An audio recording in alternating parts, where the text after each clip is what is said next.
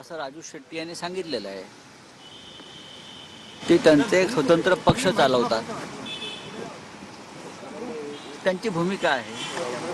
आज शेतकऱ्यांच्या प्रश्नावर विशेषतः एका उद्योगपतीसाठी फक्त धारावी नाही तर कोल्हापूर पासून कोकणापर्यंत धरणं आणि पाणी याचाही कसा सौदा सुरू आहे, त्या संदर्भातल्या एका आंदोलनाची रूपरेषा ठरवण्यासाठी राजू शेट्टी आज माननीय उद्धव ठाकरेंना भेटले। एवढीच माझ्याकडे माहिती आहे। मी त्यावेळेला चर्चेत सहभागी होतो।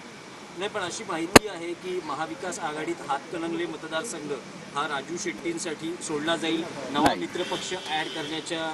आता राजू शेट्टी स्वतः बोलले म्हणताय ना की ते 6 जागा लढवणार आहेत। की त्यांचं असं म्हणणं की महाविकास आघाडी सरकारच्या काळात त्यांना काही मुद्द्यांवर सरकारकडून उत्तरं हवी होती, धोरण स्पष्ट हवं होतं, त्या बाबतीत राजू शेट्टी यांनी त्यांची भूमिका मांडलेली आहे।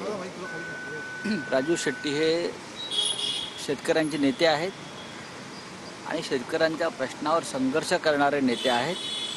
तुम्ही त्यांच्या भूमिकेवर विश्वास ठेवायला राजू शेट्टींनी भूमिका मांडली, पण महाविकास आघाडीची काय भूमिका आहे? महाविकास आघाडीला राजू शेट्टी यांची आज गरज आहे का? आम्ही शिवसेनेनं हातकणंगले हा मतदारसंघ लढवला होता आणि जिंकला होता।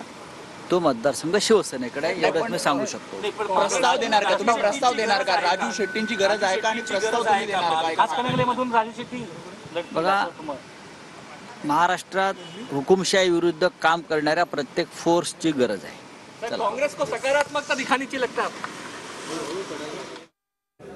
तर राजू शेट्टी आणि ठाकरेंच्या भेटीवर राऊतांनी ही प्रतिक्रिया दिली आहे। एका उद्योगपती विरोधात आंदोलनाची रूपरेषा ठरवण्यासाठी भेट झाल्याचं राऊत म्हणाले।